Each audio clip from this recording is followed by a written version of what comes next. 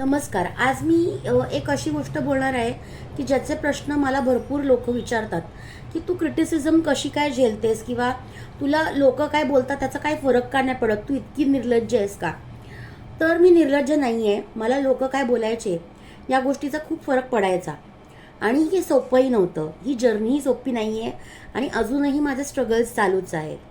सगळ्यात पहिल्यांदा सुरुवात करते की मी वकील म्हणून जेव्हा माझ्या करिअरची सुरुवात केली तेव्हा मी मुंबईला राहते, तर रेल्वेचा प्रवास आणि भरपूर कोर्ट एकत्र एका दिवशी अटेंड करणं, इंटर्नशिप्स करणं, त्याच्यानंतर आपले स्वतःचे वैयक्तिक कामं करणं, इंडिपेंडंट आपले जे कामं येतात ती करणं, ह्या सगळ्यामध्ये खूप मी जगल करायचे. माझं आयुष्य इतकं सोपं नव्हतं आणि त्या जगलिंगमध्ये मी माझं आयुष्य जगणंच विसरून गेले होते. फक्त करिअर एके करिअर, करिअर एके करिअर एवढंच माझं आयुष्य चाललं होतं. आणि माझ्या आयुष्याला खरं सांगायचा तर काही अर्थ नव्हता की रात्री आल्यानंतर मी जी झोपून जायचे मी सकाळी लवकर उठायची, ती ट्रेन पकडणं, ती ट्रेन पकडून वेळेवरती ऑफिसला पोचणं, वेळेवरती कोर्टात पोचणं, तारखा घेणं आणि जे काही जनरली एक वकील म्हणून आपण सगळेजण करतो, जे सगळे आपण वकील बांधव स्ट्रगल करतो, ती सगळी मी केलेली होती. त्यानंतर ह्या सगळ्यामध्ये माझा जाडेपणा वाढत होता. मला पीसीओडी होतं, त्याच्यामुळे माझं जाडेपण आहे आणि हे तर नॉर्मल हा डिझीज आहे. हा काही असं हे नाही. आज प्रत्येक 3 मुलीमागे एका मुलीला हा प्रॉब्लेम आहे आणि ते लाईफस्टाईल डिसऑर्डर्स आहेत. त्यामुळे आपल्याला जेवणाच्या आपल्या वेळा पक्क्या नसतात. बऱ्याच अशा गोष्टी असतात ज्या वकिलांना त्यांचं माहिती असतं की ते कसे मॅनेज करतात ते. तर त्या सगळ्यामध्ये डाएट सांभाळणं पॉसिबल नव्हतं. वजन वाढत होतं. लोक सतत टोमणे मारत होते वजनावरनं आणि सतत लोक बोलायचे की हे करू नकोस, ते करू नकोस. आणि कुठेतरी त्या गोष्टीचा माझ्यावरती खूप परिणाम व्हायचा. खूप परिणाम म्हणजे मी एक डाएट तर असं केलं होतं की ज्याच्यामध्ये मी फक्त पाणी प्यायचे आणि काहीच खायचे नाही दिवसभर. आणि मी चक्क एक दिवस कोर्टामध्ये चक्करून पडले. हो, you are listening it right, की मी एक दिवस चक्करून कोर्टात पडले अक्षरशः. म्हणजे इतकं मला तो लोकांच्या बोलण्याचा परिणाम माझ्यावरती झाला होता की मला असं वाटायचं की मी उपाशी राहिले तर माझं वजन कमी होईल, मी बारीक होईन आणि मी सुंदर दिसेन. तर माझी सुंदरतेची व्याख्या तेव्हा बदलली जेव्हा माझा ॲक्सिडेंट झाला आणि माझा चेहरा पूर्ण डॅमेज झाला. आणि जेव्हा माझा फेस पूर्ण डॅमेज झाला तेव्हा मी विचार केला की ह्याच्या अगोदर मी छान दिसायचे की, म्हणजे ह्याच्या अगोदरचे माझे फोटोज मी बघायचे, माझे दात पूर्ण पडले होते, माझ्या चेहऱ्यावरती पूर्ण सगळीकडे डाग होते आणि मला धड चालता येत नव्हतं. मला कमोडवरती वॉशरूमसाठी पण बसता येत नव्हतं. मी कम्प्लिटली बेड रिटर्न होते. तर अशा सिच्युएशनमध्ये मी करू काय? तर मी खूप विचार केला या गोष्टीचा. माझं म्हणजे मी काय निर्लज्ज नाही आहे, मला पण माझ्यावरती पण परिणाम होतात सगळ्या गोष्टींचे. पण मी कुठेतरी आयुष्याला पॉझिटिव्ह वेनी बघायला सुरुवात केली की माझ्याकडे जे आहे ते मी एम्ब्रेस केलं पाहिजे. माझ्याकडे जे आहे त्याच्या संदर्भामध्ये मी विचार केला पाहिजे की मी किती छान आहे, मी किती भाग्यवान आहे की मला भरतनाट्यम विशारदपर्यंत माझं प्रशिक्षण झालं आहे, मी खूप छान डान्स करते, मी खूप छान स्विम करते. हे सगळं मला माझं कितीतरी वर्षात करिअरच्या नादामध्ये करायचं राहून गेलं होतं. ते मी करायला सुरुवात केली. मला जे आवडेल ते मी करते, माझ्या मनात जे येईल ते मी करते. मला जिथे वाटेल तिथे जाऊन मी खाते, जिथे वाटेल तिथे जाऊन मी डान्स करते. मी एखाद्याची मुलाखत घ्यायची तर मुलाखत घेते, एखाद्याशी काही बोलायचं असेल तर मी तो म्हणजे असं मनात संकोच नाही ठेवत. मी एखाद्याशी बोलायचं असेल तर मी मनमोकळेपणे बोलते.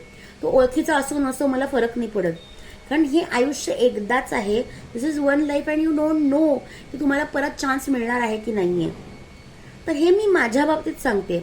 आणि अनेक अशा स्त्रिया आहेत ज्यांनी मला स्वतः DM करून सांगितलं की मॅम तुम्ही जसं जगता तसं आम्हाला पण जगता आलं तर. आम्हाला जगता आलं तर नाही, हे तुमच्या आतनं तुम्हाला फील व्हायला पाहिजे.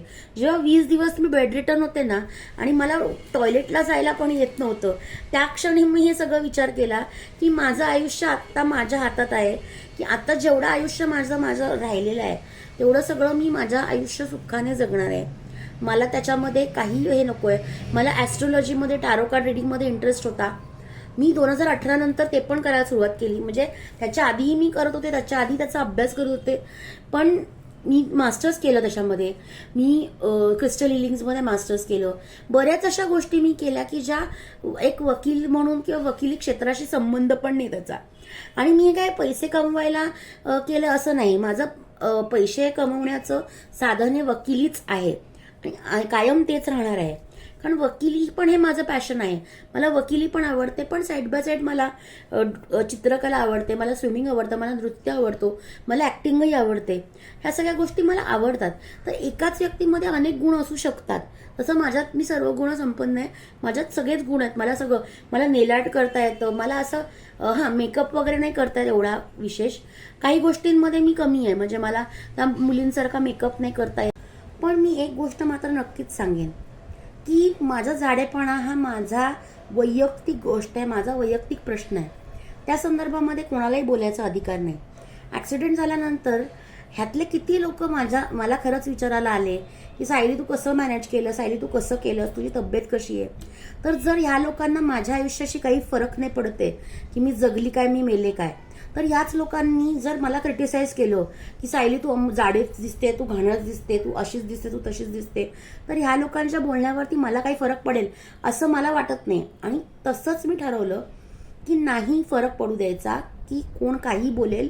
तुला जे करायचंय तेच तू करायचंयस आणि तू तुझ्या मालकीची म्हणजे तू तुझ्या मर्जीची मालिक आहेस आणि तुला जे करायचंय तेच तू करणार आहेस. आणि असं करत मी डान्सला सुरुवात केली. आणि मी डान्सला सुरुवात केल्यानंतर पण मला बऱ्याच जणांनी क्रिटिसाइज केलं. माझ्या कुटुंबामध्ये भांडणं लावायचा प्रयत्न केला. माझ्या फॅमिली मेंबर्सना मुद्दामून अशा चांगल्या ठिकाणी चांगल्या प्रसंगी गेल्यानंतर म्हणजे मी काहीतरी असा गुन्हाच केलेला आहे खूप मोठा की मी सोशल मीडियावरती फेमस झाले, सेलिब्रिटीज बरोबर मी कोलॅबरेशन करते, तर मी खूप मोठा गुन्हाच केला असल्यासारखा त्या लोकांना वाटत होता.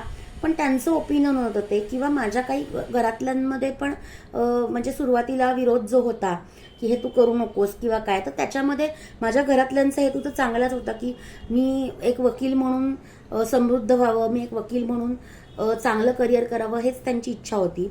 तर नाही, मला सगळीकडनंच मला जिथनं जे मला करावं असं वाटतं ते मी करणार आणि करत राहिली आहे. त्याच्यामध्ये माझ्या घरातल्यांचा विरोध करावा लागला तेव्हा तो पण मी केला, बाहेरच्यांचा विरोध करावा लागला तो पण मी केला, पण मी माझ्यासाठी ठामपणे उभी राहिले आणि मी काहीतरी करून दाखवलं.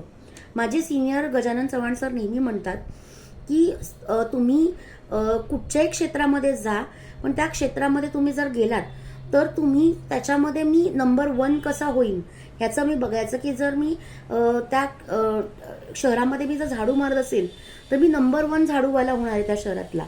तसंच मी अगदी असं नाही म्हणणार की मी नंबर 1 आहे. पण आज जेव्हा मी अहमदाबादच्या कोर्टात गेले, गुजरातमध्ये वेगळ्या स्टेटमध्ये मी जेव्हा गेले, तेव्हा लोक मला, मॅडम तुम्ही व्हिडिओज बनवता, तुमचे डान्स व्हिडिओज मी बघते, मॅडम तुम्ही नोटरी संदर्भामध्ये मला व्हिडिओ बनवला तर तो मला हेल्पफुल झाला, मी फॉर्म भरला. गुजराती लोकांनी माझे हिंदीचे व्हिडिओ बघून फॉर्म भरले नोटरीचे आणि त्यांनी मला सांगितलं थँक्यू मॅडम, तुम्ही लिगल फ्रॅटर्निटीसाठी खूप चांगलं करताय, तुम्ही एक वकील म्हणून पण तुम्ही चांगलं करताय आणि एक माणूस म्हणून पण तुम्ही डान्स करताय, तुम्ही सेलिब्रिटीज बरोबर जाताय, तुम्ही तुमची लाईफ फुल ऑन एन्जॉय करताय. आणि हे असं अहमदाबाद सारख्या ठिकाणी आणि ओडिसाला पण बऱ्याच लोकांनी मला ओळखलं. मी ओडिसा कोर्टात गेले होते तेव्हा. तर तेव्हा कुठे मला वाटलं की नाही सायली, तू काहीतरी अचीव्ह केलंस या आयुष्यात, काहीतरी कुठे 0.1% दखल घेतली जाते तू काय करतेस ह्याची. तर मी असं ठरवलंय की कितीही आता कोणी काही बोललं तरी I am not going to give up. मी माझ्या ड्रीम्सला गिव्ह अप नाही करणार आहे. आणि मी तुमच्या सगळ्यांना, मी जे लोक मला इन्स्पिरेशन मानतात त्या लोकांना पण मी हेच सांगते की तुम्हाला जे करायचं ते तुम्ही करा. तुम्ही कोणाला एक्सप्लेनेशन द्यायची गरज नाही आहे. कारण मला माहिती आहे फॅट लॉस जर्नी खूप कठीण असते आणि तुमचे काय वैयक्तिक प्रॉब्लेम असतील, मेडिकल प्रॉब्लेम असतील किंवा मेडिकल प्रॉब्लेम नसतील, तुम्ही खाऊन जरी जाड झाला असतात तरी ते तुम्ही तुमच्या पैशाचं खाताय. तुम्ही इतरांना कोणाला कुठच्याही गोष्टीचं एक्सप्लेनेशन द्यायची गरज नाही आहे. आणि तुम्ही तुमच्या आयुष्यामध्ये तुम्हाला कसं जगायचं आहे, तूच आहेस तुझ्या जीवनाच्या शिल्पकार, हे लक्षात ठेवायचं. तुम्ही तुमचं आयुष्य कसं जगायचं आणि कुठच्या पाथला न्यायचं हे तुमचं तुम्ही ठरवलं पाहिजे. सतत एकच गोष्ट नक्कीच सांगेन की तुम्हाला जे योग्य वाटतंय ते तुम्ही करा. आणि दुसऱ्याचं ओपिनियन घेऊन तुम्ही कोणाला विचारलं एखाद्याला की मी हे करू का, हे केलं तर चालेल का, तर तो तुम्हाला त्याचं मत देईल.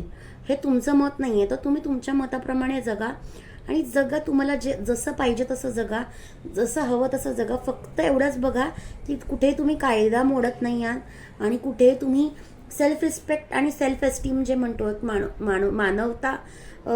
मानवतेला धरून तुम्ही जे काय वागायचं ते वागा. बाकी रेस्ट ऑल तुम्हाला जे करायचं ते तुम्ही करा आयुष्यात, एवढंच सांगेन.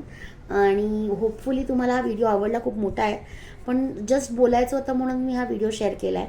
थँक्यू.